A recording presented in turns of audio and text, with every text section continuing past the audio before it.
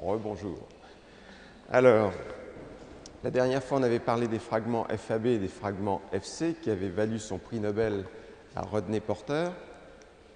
Vous savez que ces fragments FAB ne sont pas capables, en fait, de précipiter l'antigène. C'est important parce que ces fragments FAB, ce sont maintenant des produits qui sont utilisés pour le traitement de maladies, notamment de maladies auto-immunes, pour le traitement de dégénérescence de la macula, c'est ce que vous allez voir tout de suite apparaître ici, voilà. Fragments FAB donc utilisés en thérapeutique. Et maintenant, on va passer à autre chose, ce sont les fragments FAB'2. Alors, ces fragments FAB'2, ils ont été mis en évidence par Nisonov, et Nisonov a utilisé comme enzyme pour fabriquer des fragments d'anticorps, non pas la papaïne comme vous aviez vu tout à l'heure, mais il a utilisé comme enzyme en fait la pepsine. Voilà la pepsine qui va cliver en fait votre molécule d'immunoglobuline et faire principalement un grand fragment de masse moléculaire 95 000 avec des plus petits fragments de peptides. Ce fragment de masse moléculaire 95 000, qu'on appelle le fragment FAB'2, vous pouvez le dégrader de façon plus importante pour en faire finalement des fragments FAB'. Mais au départ, on obtient tout simplement des fragments FAB'2 qui sont des fragments en fait bivalents. Et quel est l'avantage de ces fragments bivalents? Ces fragments bivalents, lorsque vous les mettez en contact avec l'antigène, c'est-à-dire on fait la même expérience que ce que l'on avait fait avec les fragments FAB. Donc on va mettre l'antigène voilà, en contact avec le fragment bivalent, on va centrifuger et on va regarder ce que l'on trouve au fond du tube. Vous voyez le fond du tube qui apparaît là, il faut avoir une bonne vue. Et si on regarde à la loupe ce qu'il y a au fond du tube, contrairement au fragment FAB, cette fois-ci, vous voyez un précipité. Et pourquoi y a-t-il un précipité? Parce que le fait d'avoir un fragment bivalent, ça vous permet en fait d'établir un réseau entre antigènes et anticorps, et c'est bien ça qui précipite. Essayez de faire une chaîne comme ça avec un seul bras, vous aurez du mal. Il vous faut vos deux bras pour pouvoir faire la chaîne entre les molécules d'anticorps et les molécules d'antigènes. Alors, si on regarde bien ce qui se passe de plus près, ça c'est l'immunoprécipitation, vous voyez, fragment FAB', il y aura pu vous retrouver qu'un seul bras, à ce moment-là vous n'aurez plus de précipitation, il faut avoir vos deux bras, fragment FAB'2 pour l'avoir. Alors, ce qu'il y a d'intéressant, c'est que vous avez fait deux expériences. Une où vous avez clivé votre molécule avec la papaïne et l'autre où vous avez clivé avec la pepsine. Alors, papaïne, ça vous donne FAB. Pepsine, ça vous donne FAB'2. Alors, si vous regardez bien, quelle est la différence? Je m'amuse. Hein. Quelle est la différence? C'est que les clivages se font au-dessus ou en dessous de ponts disulfure qui lient des chaînes des immunoglobulines, qui lient en fait les chaînes lourdes des immunoglobulines. Donc toute l'astuce est là, le clivage se fait au-dessus papaïne, en dessous pepsine, et vous avez des fragments qui sont FAB à gauche, FAB'2 à droite.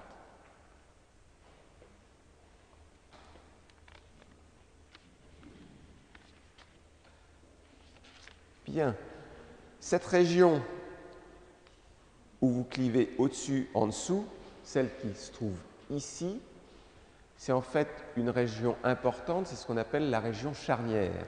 Et vous verrez qu'en fonction des différentes classes et sous-classes d'immunoglobulines, cette région charnière a plus ou moins de ponts disulfure et elle est plus ou moins souple. Ce qui fait que, en fonction de cette région charnière et en fonction de la souplesse Vous avez des anticorps ici qui sont capables de faire en quelque sorte un grand écart parce que la région charnière est extrêmement souple. Par contre, il y a d'autres anticorps, d'autres sous-classes d'anticorps pour lesquels la région charnière est très rigide et les bras du Y s'ouvrent très peu. Ce qui fait que la distance entre lesquelles un anticorps va pouvoir lier deux antigènes, elle est différente suivant que vous êtes capable d'ouvrir largement les bras du Y ou pas. Donc cette région charnière, elle est importante, elle a un rôle. Alors on va aller maintenant un petit peu plus loin. On va combiner des méthodes biophysiques et des méthodes biochimiques pour découvrir qu'en fait, on a des chaînes lourdes et des chaînes légères. Alors là, celui qui a fait ça, c'est Gerald Edelman. Il a utilisé en fait l'urée 8M pour déplier la molécule. Il a réduit les ponts disulfure avec du mercaptoéthanol. Il a utilisé un agent alkylant pour que les chaînes ne puissent pas se reformer. Et ensuite, il a fait une gelfiltration. Donc, urée, réduction des ponts disulfure, ensuite agent alkylant. Et qu'est-ce que vous regardez? Qu'est-ce que vous allez voir? Voilà, au passage, vous voyez d'abord Gerald Edelman qui a eu le prix Nobel avec Rodney Porter. Donc là, il y a déjà eu Ehrlich qui a eu le prix Nobel. On a parlé de César Milstein, Georges Kohler, Edelman, Porter, tout ça autour des immunoglobulines. Ça fait beaucoup, c'est bien. Donc, qu'est-ce qu'ils ont observé? Ils ont observé deux pics. Ces pics consistent dans des chaînes qui ont, en gros, dans le premier pic, 50 000 de masse moléculaire. Ça, c'est dans le grand pic qui est ici. On a une masse moléculaire de 50 000. Et on va voir qu'on va trouver dedans ce qu'on appelle des chaînes lourdes, 50 000. Alors que dans le pic qui est à votre droite, la masse moléculaire est de 25 000. Et là, c'est ce que l'on appelle les chaînes légères. Et en fait, il apparaît que le nombre de chaînes lourdes et de chaînes légères a l'air d'être à peu près équivalent. Alors, on commence à avoir appris pas mal de choses. On a des fragments FAB, des fragments FAB'2, on a des chaînes lourdes, on a des chaînes légères. Comment on va réussir à assembler le pulse? Alors, l'assemblage du pulse, il s'est fait de la façon suivante. Vous avez ici un lapin. Voilà des immunoglobulines de lapin. Vous voulez essayer de savoir la structure de ces immunoglobulines. Alors, ce que vous allez faire, vous vous souvenez, et on va en reparler beaucoup, que les anticorps, ils ont une fonction de reconnaissance. Donc, cette fonction de reconnaissance, vous pouvez l'utiliser comme un réactif. Donc, vous allez fabriquer des réactifs pour essayer de reconnaître ou d'analyser cet anticorps de lapin. Peut-être très sympathique, le lapin. Alors, première chose, vous prenez ces immunoglobulines de lapin, vous préparez des fragments FAB et vous préparez des fragments FC. Vous allez injecter en fait ces fragments à une autre espèce animale, c'est-à-dire à une chèvre. Encore une fois, vous retrouvez tous les schémas sur le net. Donc, vous injectez les fragments FAB ici et vous fabriquez un réactif chez la chèvre, un anticorps en fait, qui va être capable de reconnaître ces fragments FAB. Vous injectez les fragments FC à une autre chèvre qui va vous fabriquer également un réactif, des anticorps, capable de reconnaître les fragments FC. Donc là, vous avez utilisé la chèvre comme fabrique de réactifs. Voilà les anticorps anti-FAB, voilà les anticorps anti-FC. Maintenant, les FAB, ils sont rouges. On va regarder ce qu'ils reconnaissent. Et on va regarder également ce que reconnaissent les fragments FC. Ben, on s'aperçoit que les fragments FAB, en fait, ne sont capables de reconnaître les chaînes lourdes. Les fragments FAB, également, ils reconnaissent les chaînes légères. Donc, ça veut dire que dans les fragments FAB, il y a des chaînes lourdes et il y a des chaînes légères. Ensuite, les fragments FC, qu'est-ce qu'ils reconnaissent? En fait, ils ne reconnaissent que des chaînes lourdes. Donc, on a un petit peu réassemblé le pulse entre les chaînes lourdes, les chaînes légères, et on en arrive à un schéma qui est maintenant le bon schéma des immunoglobulines, où vous voyez que dans des immunoglobulines, il y a donc 2 chaînes lourdes, 2 chaînes légères, et au passage, quand vous faites le compte au tout départ, vous vous souvenez que sur certaines immunoglobulines, en fait, on avait démontré que la masse moléculaire était de 150 000.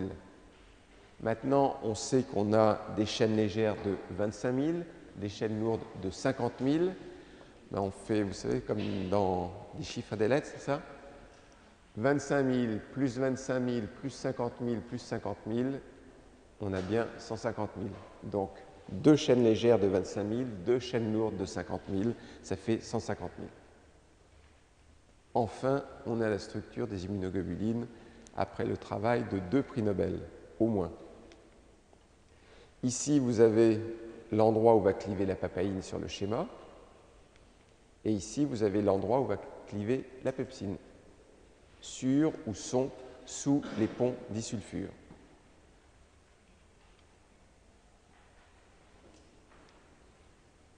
Alors, toujours un petit peu plus compliqué maintenant, on va combiner des méthodes biophysiques, mais avec des méthodes biochimiques beaucoup plus fines, pour pouvoir analyser en fait les domaines des immunoglobulines, les régions constantes et les régions variables, les domaines des immunoglobulines.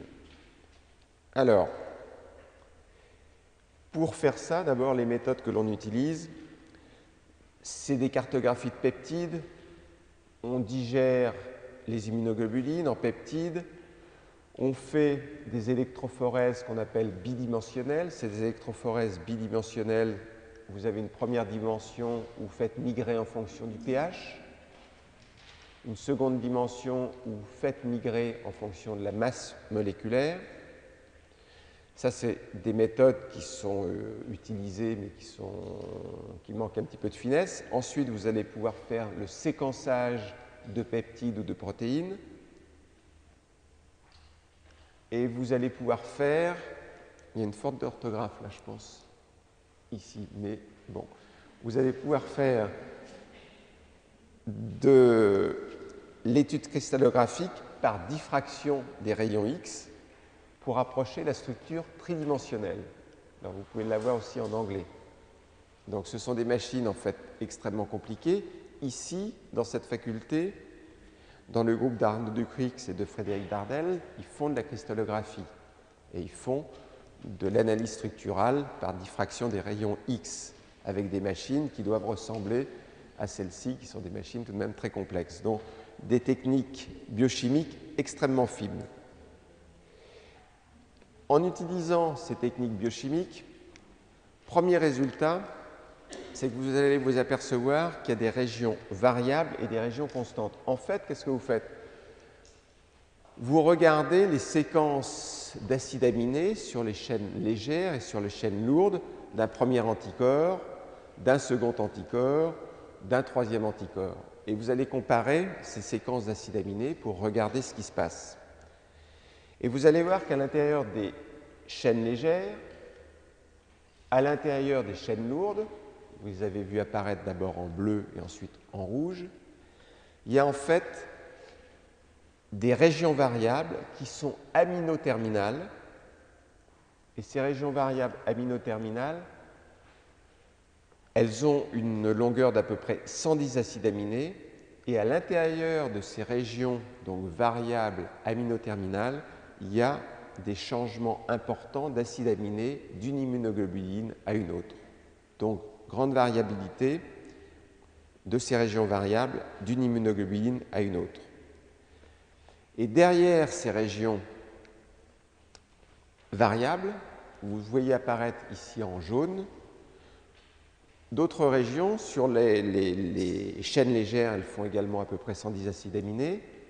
Sur les chaînes lourdes, vous avez plusieurs régions que l'on appelle des régions constantes qui vont faire toutes aussi à peu près 110 acides aminés. Mais là, d'une immunoglobuline à une autre, en fait, les séquences sont quasiment constantes. Donc, région variable, NH2 terminal, région constante, ici, carboxyterminal. Alors, ça, c'est sur la structure primaire des immunoglobulines. Maintenant, ça va nettement se compliquer. Ça va se compliquer et on va parler de ce qu'on appelle les zones d'homologie et les domaines. Alors, les zones d'homologie, ça concerne, comme on vient de le dire, la structure primaire des immunoglobulines, pour lesquelles on vient de dire qu'il y a des régions variables de 110 acides aminés qui sont ici en rouge, mais ensuite, il y a des régions constantes.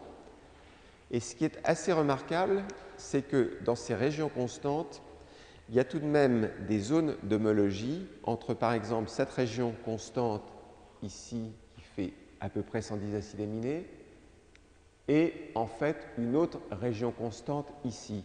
Il y a des similitudes. Il y a ce qu'on appelle des zones d'homologie entre cette région constante ici, sur la chaîne légère, et cette région constante ici, sur la chaîne lourde. De même, lorsque vous regardez sur la chaîne lourde 110 acides aminés, puis ensuite vous allez regarder les 110 acides aminés suivants, puis ensuite les 110 acides aminés suivants, vous constatez également qu'il y a des homologies entre cette zone de la chaîne lourde, celle-ci et celle-ci. Il y a à peu près 30% d'homologie entre une première zone d'homologie de la chaîne lourde et la seconde, la troisième, voire par moment, il y en aura même une quatrième. Donc à peu près 30% d'homologie entre ça, ça et ça. Ce qu'il y a d'intéressant, c'est qu'il y a d'ailleurs plus d'homologie entre cette zone constante de la chaîne légère et cette première zone constante de la chaîne lourde. Il y a plus d'homologie entre ça et ça que d'homologie entre la première zone d'homologie sur la chaîne lourde et la seconde zone, ici. C'est un petit détail, mais bon. Alors, ça, c'était les zones d'homologie. Et ces zones d'homologie, ça concerne uniquement la structure primaire. Maintenant, on va aller voir ce qui se passe au niveau de la structure secondaire. Vous savez que cette structure primaire, elle peut se mettre dans une conformation soit d'hélice alpha, soit de feuillet bêta. Alors maintenant, lorsque l'on va parler des immunoglobulines, ce qui nous intéresse, il n'y a pas d'hélice alpha. Les immunoglobulines, c'est composé avec des feuillets bêta. Donc on va regarder ce qui se passe de plus près sur ces feuillets bêta des immunoglobulines. Et on va parler maintenant autour de la structure secondaire ou de la structure tertiaire, puisque ces feuillets bêta vont pouvoir se mettre dans des conformations un petit peu différentes. Et on va regarder ce qui se passe au niveau de ces feuillets bêta, au niveau de ces structures secondaires ou tertiaires. Et on va s'apercevoir que les immunoglobulines forment ce que l'on appelle des domaines globulaires. Alors vous verrez apparaître tout à l'heure, en fait, des domaines fonctionnels. Pour l'instant, on est en structure secondaire et structure tertiaire, et on va parler uniquement de domaines globulaires. Alors, première chose, c'est que ces domaines globulaires, quand vous regardez, par exemple, ici, le domaine constant d'une chaîne lourde, ici, vous avez le domaine variable d'une chaîne lourde. Donc, ici, domaine variable d'une chaîne lourde, premier domaine constant, pardon, d'une chaîne légère, hein, VL, c'est léger. Je suis léger, donc je rectifie. Premier domaine variable d'une chaîne légère, premier domaine constant d'une chaîne légère. Vous voyez que vous avez bien en fait des feuillets bêta et non pas des hélices alpha. Vous voyez d'autre part que ces feuillets bêta sont composés de brins. Ces brins, ils sont ici. Et vous avez en fait 3 à 4 brins ici qui se composent un feuillet. Donc je répète, je vais lentement. Vous avez à l'intérieur de chaque domaine, domaine variable de la chaîne légère, domaine constant de la chaîne légère. À l'intérieur de chaque domaine, vous avez en fait des feuillets bêta. Vous allez vous apercevoir que dans chaque domaine, vous avez en fait 2 feuillets bêta. Ça va se mettre en place, j'ai beaucoup de schémas. 2 feuillets bêta. Et chaque feuillet bêta est composé en fait de 3 ou de 4 brins. Alors, arrangement des brins bêta. Voilà ici un domaine, voilà l'autre. On illustre. Voilà les feuillets bêta qui se mettent en place. Ça, c'était sur le domaine constant de la chaîne légère. Voilà les feuillets bêta qui se mettent en place pour le domaine variable de la chaîne légère. Et vous voyez que ces feuillets, en fait, sont composés de 1, 2, 3, 4 ou 1, 2, 3, 1, 2, 3, 4, 1, 2, 3, 4, 3 ou 4 brins. Alors, ces 2 feuillets sont reliés en fait par un pendisulfure.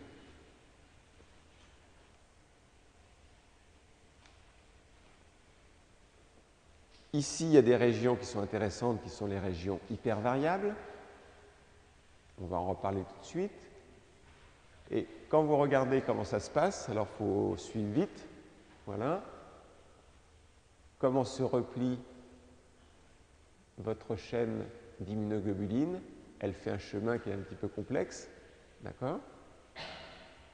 Donc ça, c'est ce qui s'est passé ici. Vous venez d'assister au repliement d'un feuillet, voilà, avec les brins, autre feuillet. Donc vous avez un premier feuillet ici, un second feuillet là, et vous avez, pour relier ces 2 feuillets, un pendisulfure.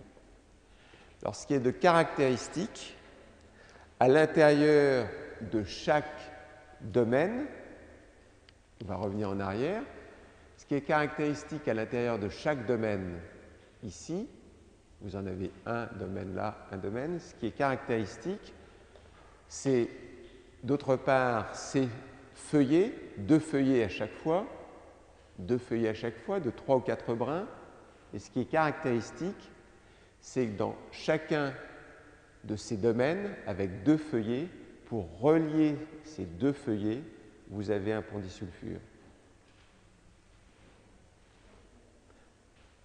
Alors je reviens, je vais volontairement lentement parce que c'est un petit peu compliqué, mais ça va se mettre en place. On a parlé par exemple, sur la chaîne légère de régions variables. Voilà la région variable, de régions constantes sur la chaîne légère. Voilà la région constante. Ensuite, on a dit qu'il y avait des zones d'homologie. Ça fait 110 acides aminés. Ça fait à peu près 110 acides aminés. On a vu que ces zones d'homologie, en fait, lorsqu'on les regardait, leur structure secondaire ou tertiaire, chaque zone d'homologie compose un domaine globulaire. Chaque zone d'homologie compose un domaine globulaire. Chaque domaine globulaire est composé de 2 feuillets bêta. Et chaque feuillet bêta est relié par un pendisulfure. Ce qui veut dire, si je viens de A à Z, qu'à l'intérieur de chaque zone d'homologie, j'ai un pendisulfure. Et en fait, ce pendisulfure fait une boucle d'à peu près, entre les acides aminés, d'à peu près 60 acides aminés. On reverra ça tout à l'heure. Alors,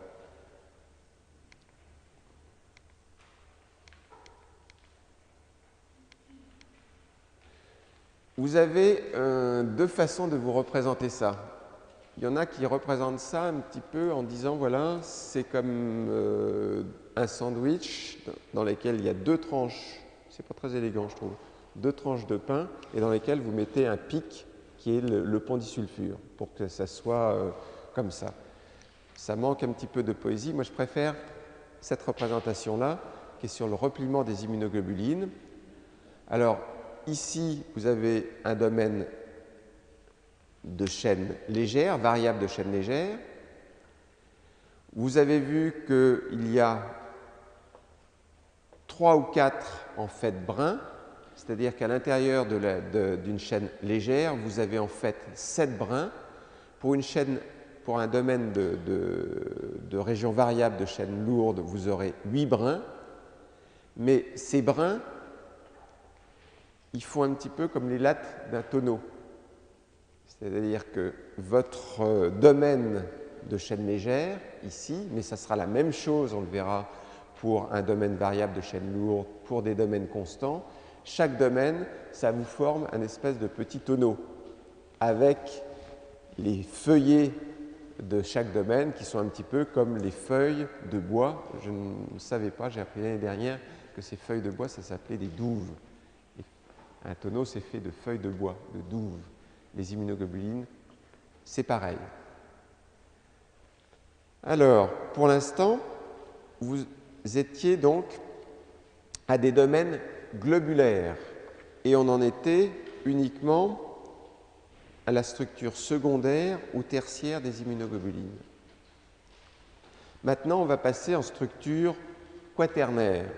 Pourquoi on va passer en structure quaternaire? Parce que tout simplement, structure quaternaire, ça veut dire que vous allez avoir un assemblage dans l'espace de 2 chaînes peptidiques. Et là, pour une immunoglobuline, vous avez forcément un assemblage dans l'espace de 2 chaînes et même de 4 chaînes en fait peptidiques, puisque vous avez 2 chaînes légères et 2 chaînes lourdes. Alors, on va regarder ça. D'abord, on va regarder une par une les différents domaines globulaires. Voilà, on passe par la fin. Ça, c'est une chaîne lourde. Quand il y a H, c'est lourde pour heavy. Donc, une chaîne lourde, vous avez un premier domaine globulaire, donc un petit tonneau là. Okay. Ensuite, ça c'est une région variable. Ensuite, vous avez un second petit tonneau, un second domaine globulaire qui est la première région constante de la chaîne lourde, puis une seconde région constante de la chaîne lourde et une troisième région constante de la chaîne lourde. Ensuite, vous voyez là apparaître une chaîne légère. Ici, la région variable de la chaîne légère. Ici, la région constante de la chaîne légère. Il faut que vous doubliez ça. Ici, c'est chaîne légère en vert et ici, chaîne lourde. Vous avez votre immunoglobuline et vous avez vu apparaître les uns après les autres les différents domaines en fait globulaires. Alors, ici, qu'est-ce qu'on voit apparaître? La fameuse région charnière dont on a parlé tout à l'heure, qui est importante. Hein, elle est ici. Vous voyez apparaître aussi quelque chose d'intéressant, c'est les chaînes sucrées qui sont donc dans le fragment FC et qui sont entre les régions constantes des chaînes lourdes. Donc, voilà. Alors, ici, vous avez un domaine variable de la chaîne légère, un domaine constant de la chaîne légère. Ça, ce sont des domaines, en fait, globulaires. Ici, à nouveau, domaine globulaire. C'est une autre représentation. Il y en a plein que vous pouvez trouver, mais c'est pour bien vous mettre dans l'idée, c'est domaine globulaire. Et maintenant, on passe à la structure quaternaire et on va parler non plus de domaine globulaire, mais on va parler de domaine fonctionnel. Alors, domaine fonctionnel. Regardez, dans l'espace, ici, vous avez un domaine globulaire, ici, qui correspond à la région variable de la chaîne légère. Ici, un domaine globulaire qui correspond à la région constante de la chaîne légère. Ici, un domaine globulaire qui correspond à la région variable de la chaîne lourde. Et ici, un domaine globulaire qui correspond à la région constante de la chaîne lourde. Ce qui se passe, ça c'est vraiment en proximité, ça aussi, c'est que les deux domaines globulaires ici vont former en fait un premier domaine fonctionnel de l'immunoglobuline. Donc ça c'est un domaine fonctionnel correspondant aux régions variables. Et ici, vous avez un autre domaine fonctionnel qui correspond à la première région constante, soit de la chaîne légère, soit de la chaîne lourde. Donc, deux domaines globulaires, ça vous fait un domaine fonctionnel.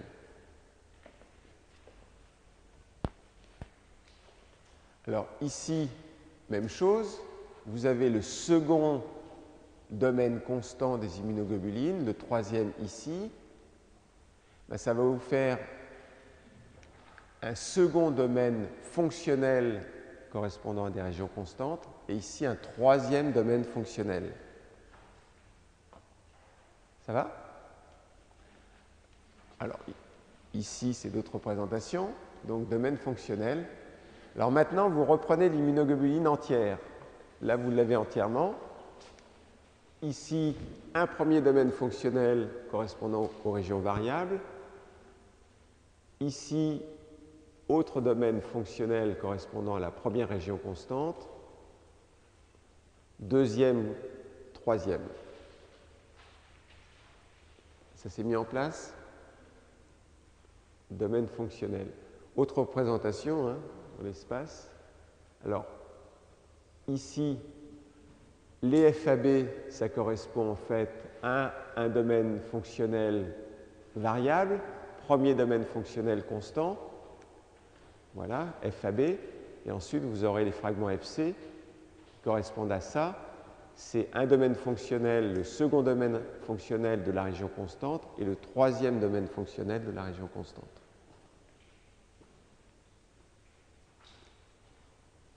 Alors, à chaque fois, cette fois-ci, vous voyez le haut de l'écran, donc c'est pratique. À chaque fois, je vous rappelle que c'est important parce que vous avez déjà vu tout à l'heure des anticorps monoclonaux. Vous verrez que des anticorps monoclonaux, on a fabriqué d'abord des anticorps murins, puis ensuite on a essayé de faire des anticorps que l'on appelle des anticorps chimériques. La chimère, voilà ce que ça donne, une chimère.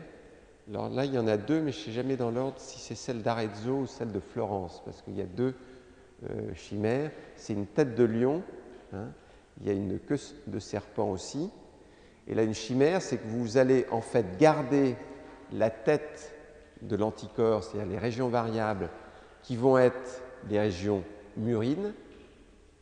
Et ensuite, donc ça, vous gardez uniquement dans votre chimère homme-souris ou souris-homme. Vous gardez uniquement un domaine fonctionnel qui correspond aux régions variables. Et tout le reste, ce sont des domaines fonctionnels d'origine humaine correspondant aux régions constantes. Le premier, le second, le troisième. Donc, pourquoi j'insiste énormément sur la structure des anticorps? C'est parce que vous pourrez expliquer maintenant ce qu'est un anticorps chimérique. Voilà ici, j'ai redessiné les différents domaines fonctionnels ici sur ce schéma-là que vous voyez apparaître. Et des anticorps chimériques, il y en a qui sont sur le marché depuis 1994, donc ça a 14 ans. Et ici, vous avez par exemple deux anticorps chimériques dont on reparlera. Il y en a un qui est pour inhiber l'agression plaquettaire, le Réopro. Et un autre dont on va encore beaucoup plus parler, un anticorps contre le TNF-alpha. Voilà le Réopro. Donc vous vous êtes ennuyé pour essayer de comprendre la structure des immunoglobulines, mais là vous avez la récompense. Vous voyez les médicaments qui apparaissent. Donc Réopro, ici, c'est bien un fragment FAB. Donc c'est utile de savoir à nouveau ce qu'est un fragment FAB. et d'un anticorps en fait chimérique. Et maintenant, vous comprenez ce qu'est une chimère avec ses domaines fonctionnels, variables ou constants.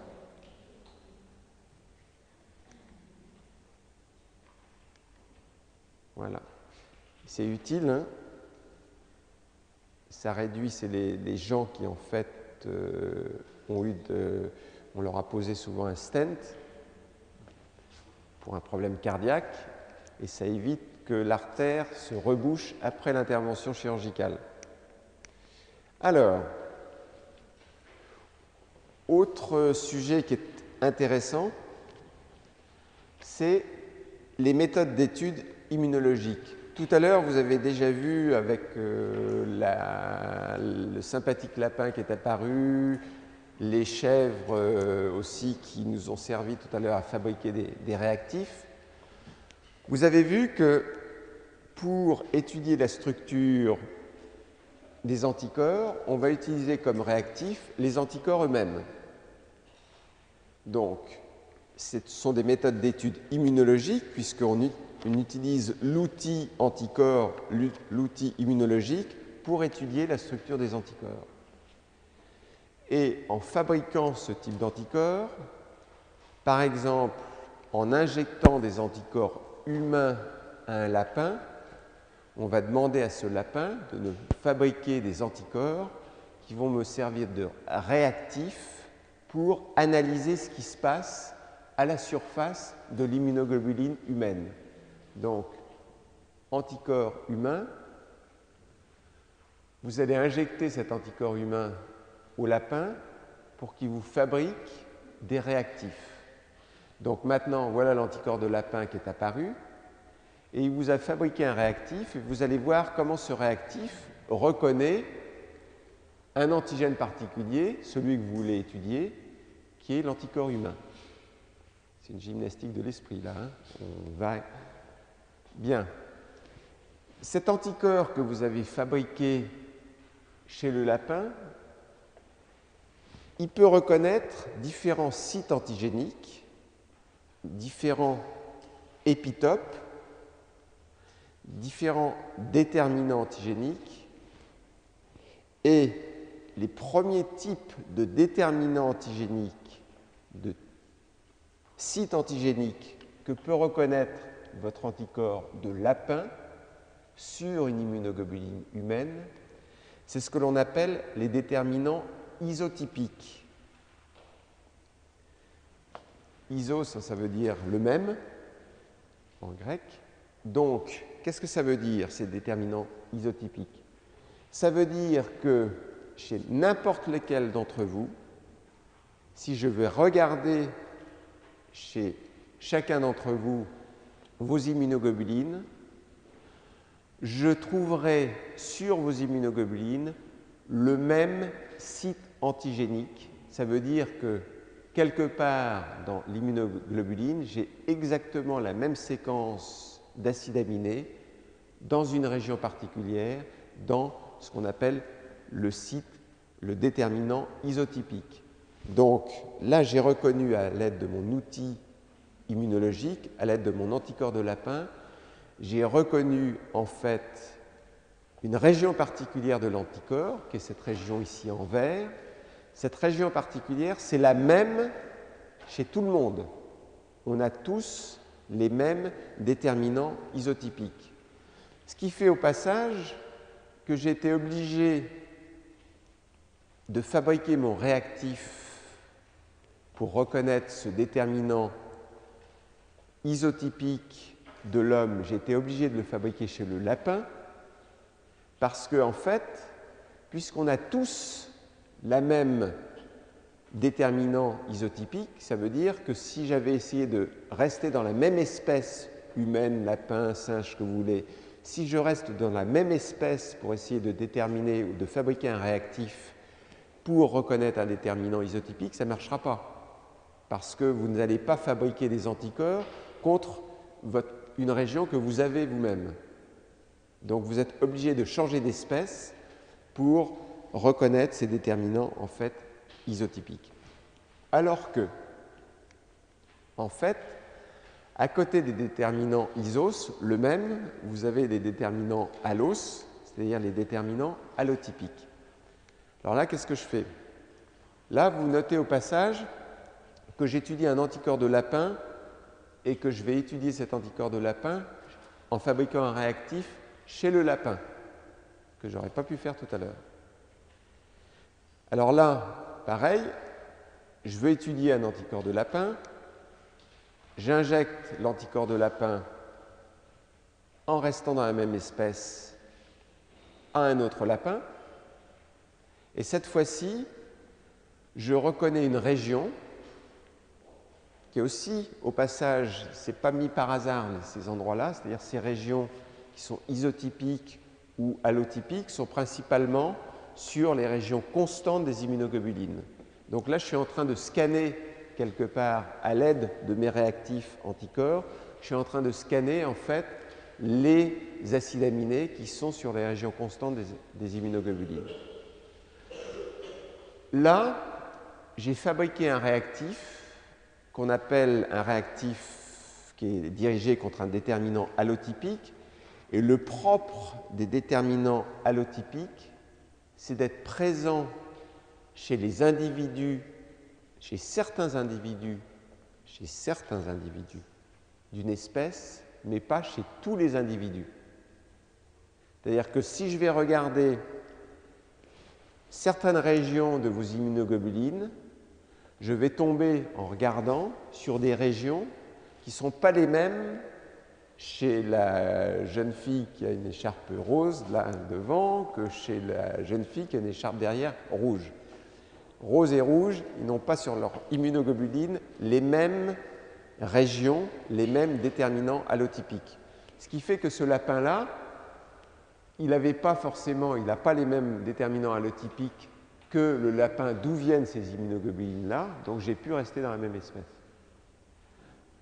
Donc là, on a repéré, en scannant toujours avec des outils d'études immunologiques, on a pu repérer qu'il y a des zones, en fait, il y a des déterminants qui ne sont pas les mêmes, en fait, d'un individu à l'autre. Alors, la transmission, en fait, génétique de ces déterminants allotypiques suivent, en fait, les lois mendéliennes, avec chaque allèle donc, qui code pour une séquence particulière d'immunoglobulines, chaque allèle qui est codominant. Ici, vous avez des lapins, alors ça a des noms, c'est les allotypes, on les appelle D11, D12. Ben, vous êtes codominant, et il suffit qu'il y ait un allèle qui s'exprime, ben, vous aurez certaines immunoglobulines qui auront la séquence correspondant au déterminant allotypique de l'allèle. Alors, vous dites, il y a des régions variables. S'il y a des régions variables, ça doit forcément changer de séquence d'acides aminés d'une immunoglobuline à une autre. Et il doit y avoir des déterminants qui sont beaucoup plus variables que ces déterminants allotypiques qui étaient plutôt du côté de la région constante. Si ces déterminants allotypiques sont du côté de la région constante, c'est qu'il n'y en a pas tout de même des milliers. Alors que des régions variables, il y en a des milliers, des dizaines de milliers, des millions de régions variables différentes. Et vous dites, ça correspond peut-être, certainement pas à des déterminants isotypiques, puisque ça, c'est les mêmes pour tout le monde, pas des déterminants allotypiques, mais ça correspond en fait à des déterminants qu'on appelle idiotypiques, ni isotypiques, ni allotypiques, mais idiotypiques. Alors là, il y a une petite subtilité dans ces déterminants idiotypiques. Vous faites chez le lapin, toujours. Anticorps de lapin, vous l'injectez à un autre lapin. Alors, vous auriez pu faire un déterminant, au passage, on n'a pas changé de technique, vous pouvez avoir fabriqué là, un déterminant ou un anticorps capable de reconnaître un déterminant allotypique. Là, je vous dis, voilà, vous avez fabriqué une nouvelle catégorie de réactifs, des anticorps qui reconnaissent des déterminants idiotypiques. Vous voyez que là, c'est une région qui est une région variable. Vous avez fabriqué ce réactif qui reconnaît cette région variable. Vous me dites, oui, mais qu'est-ce qui prouve que ce réactif-là, il n'a pas reconnu en fait un déterminant allotypique que personne ne connaissait avant. Alors, pour ça, pour faire la démonstration que vous avez bien fabriqué un anticorps dirigé contre un idiotype et non pas contre un allotype que vous ne connaissiez pas, vous allez faire l'expérience qui est toute simple. Vous avez votre lapin là, et avant de fabriquer quoi que ce soit, chez ce lapin-là, vous, avant de l'injecter, encore une fois, vous prenez son sérum. Vous avez ce qu'on appelle le sérum préhumain. Dans le sérum préhumain de ce lapin, vous avez des immunoglobulines qui portent dans le sérum tous les allotypes, puisque dans le sérum, vous avez tous les anticorps qui sont là, tous les allotypes du lapin. Donc, dans le sérum préhumain, vous avez l'allotype ici qui est là. Le lapin, vous l'injectez, donc vous l'injectez avec un anticorps qui est dirigé contre un antigène. Vous voyez ici la région variable de cet anticorps. Donc cet anticorps, vous l'injectez. Pour ce lapin-là, cet anticorps est un antigène. D'accord ? Le lapin dont vous avez pris soin au préalable de prendre le sérum, il va vous faire des anticorps contre celui-ci. Donc, vous avez injecté, il va vous faire des anticorps et il peut vous faire deux types d'anticorps. Vous l'avez injecté, il peut vous faire des anti-allotypes ou il peut vous faire des anti-idiotypes. Alors, comment savoir si ce que vous venez de fabriquer chez votre lapin ici, c'est un anti-allotype ou un anti-idiotype? Alors, je m'aperçois qu'il y a une petite erreur qu'il faudra que je corrige, parce que c'est le même lapin là. Alors, pour savoir si j'ai un anti-allotype ou un anti-idiotype, en fait, je regarde cet anticorps que je viens de fabriquer. Est-ce qu'il reconnaît uniquement l'idiotype ou est-ce qu'il reconnaît le sérum préhumain? Si cet anticorps que je viens de fabriquer reconnaît bien ici l'AB1, celui-ci, mais ne reconnaît pas le sérum préhumain, voilà, il ne reconnaît pas, c'est qu'il est bien dirigé contre l'idiotype et pas contre l'allotype. Donc ça a été utile de récolter d'abord le sérum préhumain pour regarder que bien cet anticorps-là est bien dirigé contre l'idiotype. C'est un jeu d'esprit là. Alors au passage, je ferai une correction parce que je ne change pas de lapin. Alors, un petit peu plus loin maintenant, hétérogénéité, je vous ai dit, il y a des régions variables. Maintenant, on va aller un petit peu plus loin, on va regarder de beaucoup plus près ces régions variables. Donc on s'intéresse uniquement à ces régions qui sont aminoterminales, sur la chaîne lourde ou sur la chaîne légère. On va regarder de plus près et on va s'apercevoir que dans ces régions variables, il y a en fait ce que l'on appelle des régions hypervariables. Les régions hypervariables, donc là ici vous partez de 1, vous êtes à peu près ici à 110, et vous voyez que dans les régions variables des chaînes légères ou les régions variables des chaînes lourdes, il y a 3 zones ici qui sont beaucoup plus foncées, qui sont des régions dans lesquelles il y a une très très grande variabilité d'une immunoglobuline à une autre. Ce sont des régions qui sont extrêmement importantes, ces régions hypervariables. Et entre ces régions hypervariables, il y en a 3 donc dans ces régions variables, il y a ce que l'on appelle des régions charpentes. Donc, à l'intérieur de ces régions variables, il y a des régions hypervariables. Ici, vous les revoyez. Ces régions hypervariables, elles ont un autre nom, c'est ce qu'on appelle les régions CDR. CDR, c'est pour Complementary Determining Regions. Vous verrez pourquoi on les appelle comme ça. D'accord ? Donc, vous avez 3 régions hypervariables et entre les deux, vous avez ce qu'on appelle des régions charpentes, qu'on appelle des régions FR, framework, charpente. Donc ici, 3 régions hypervariables, régions charpentes. Au passage, vous avez tout de même un endroit où il n'y a jamais aucune variabilité dans les régions variables des immunoglobulines, c'est l'endroit où vous avez les 2 cystéines du pont disulfure. Ça ici, elles sont toujours là, elles sont toujours au même endroit, ça ne bouge pas. Mais donc, région hypervariable, région charpente, 2 positions qui sont constantes correspondant en fait au pont disulfure. Là, vous avez une autre représentation parce que ça aussi, ce n'est pas uniquement des petits dessins, ça a des conséquences pratiques. C'est-à-dire derrière, il y a des médicaments qui sont conçus pour correspondre à des régions en fait notamment hypervariables.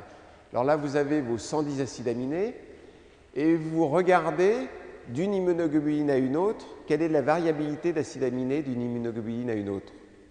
Là, vous voyez qu'il y a des régions où ça change un nombre de fois considérable, puis d'autres où ça change très peu de fois. Donc là, vous avez une première région hypervariable, une seconde, et une qui est la plus importante, qui est la 3e région hypervariable, CDR3. Alors, ici, vous avez vos feuillets d'immunoglobuline, vous avez des brins, et vous allez vous apercevoir que, en fait, les régions charpentes, ça correspond plutôt aux brins, et là, et que, en fait, les régions, alors vous les voyez se mettre en place là, première région hypervariable, seconde région hypervariable, 3e région hypervariable. Et ces régions hypervariables correspondent en fait aux boucles qui se font entre les brins. Vous vous souvenez tout à l'heure le schéma où ça partait dans tous les sens, ça faisait des boucles, ça tournait à droite, à gauche, etc. C'était un véritable gymkhana de l'immunoglobuline. Il y a des tournants qui se font et ces boucles ici, ça correspond bien aux régions hypervariables. Et encore une fois, la plus importante, c'est vraiment la région CDR3. Vous la voyez ici mise en beaucoup plus gros. Donc, région variable, région hypervariable.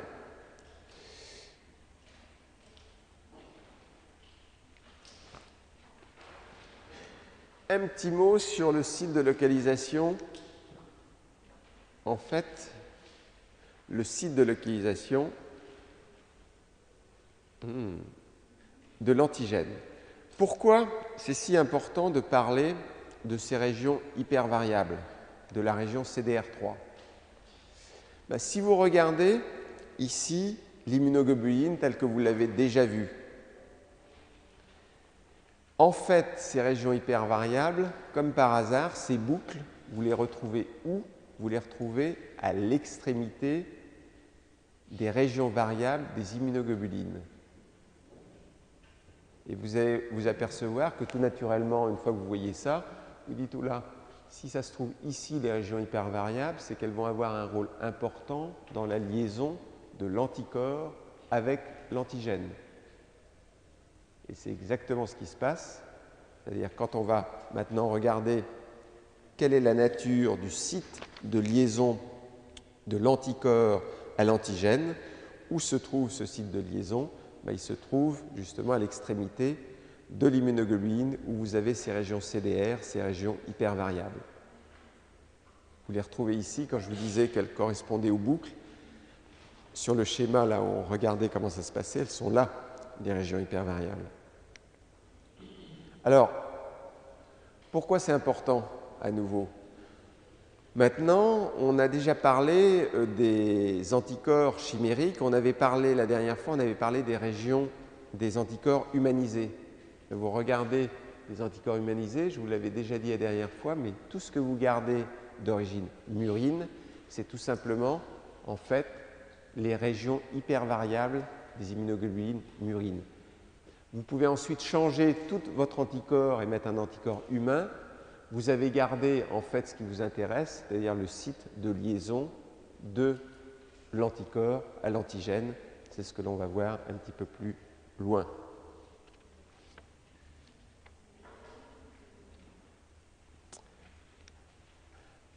Ici, la liste de tous, c'est pour stimuler votre intérêt, la liste de tous les anticorps humanisés. Tout à l'heure, ils apparaissent par ordre chronologique.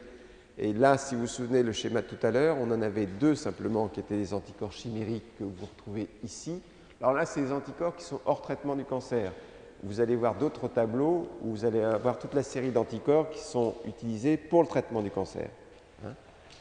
Mais là, c'était simplement pour vous illustrer qu'à côté des anticorps chimériques, vous êtes passé aux anticorps humanisés, et on verra plus tard qu'on est passé à des anticorps entièrement humains. Mais vous voyez, au cours du temps, anticorps entièrement murins, puis des chimériques, on a gardé en fait le domaine fonctionnel variable, puis humanisé uniquement les régions CDR, puis ensuite on va passer à entièrement humain.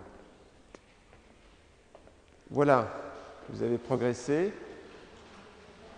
La prochaine fois, on redémarrera de la structure du site anticorps, ce qui est tout à fait intéressant.